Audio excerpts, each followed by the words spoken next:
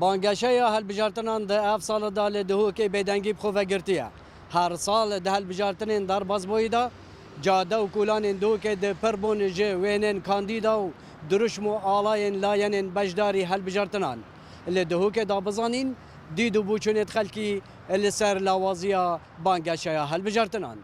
شوازێکی دی پیچێکی کارتیکردن یا خەلکێکی کردی شوازی هەلبژارتنە خویە بەدل بوو یا بۆیە بازنە gelek خەلکی هەیڤێ گاوێ بابەتی درست هێشتا وەکینا بشت هەزم نەکردی نەوەرگرتیە وەختی تو بابەتی ژی نەوەرگری gelek خەلکێکی هەی vêgavê pisyarowê çendê ket erê dî kîve dengê xwe de kîve bide dirust e erê hêşta navbera du kivana jî davê tu şîjbîr nekin ku ser esasê eşîretgeriyê berbijartê danan bû nimûne dengê gelek berbijarayê çûne bazneyekî dîda xelkê kes û karê tu yê pisyaretiyen erê em dişên wêrê dengî deyn yan ne بانگەشەی هەڵبژاردن ئەم ساڵەکە سستی بەخۆیەوە دیارە چونکی بەڕاستی وعی سیاسی لە نێو کۆمەلگادا یەکێک لە هۆکارەکان ئەوی وعی سیاسی لە نێو کۆمەلگادا بەو ئاستە نییە خەڵک یاخی بووە یاخود بڵێن باوەڕی نەماوە بەدەسەڵات بە جۆرێکدا کە گەر بەراورد بکەن لە ساڵەکانی پێشوودا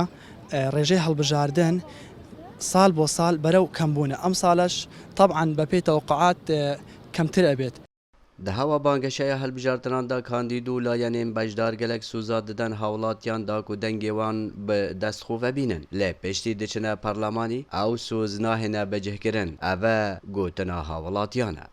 بۆچی خەلکی بۆری نەمۆیە یعنی ئەبخۆ gelek bêjin meselan em dihokeyne ev dihokeyne he wextê çine derkevin û çine mansibet bilind da hoş şeعبînîne hoş projonîne hoş ku yo boş ev bû xelkî xwe çi bikin çi nekin evê nakin yani. Parêzgeha dihok bû sê bazinan hatiye parvekirin. Bazinê yek dihok Amêdî, bazinê du Sêmêl Zaxû, bazinê sê Akirê Berdereş Şêxan we bû parêzgeha dihokê tinê 11 kursîne edgel kotaya Kiristiyanan. Selam balayî dengê Amerîka Duhok.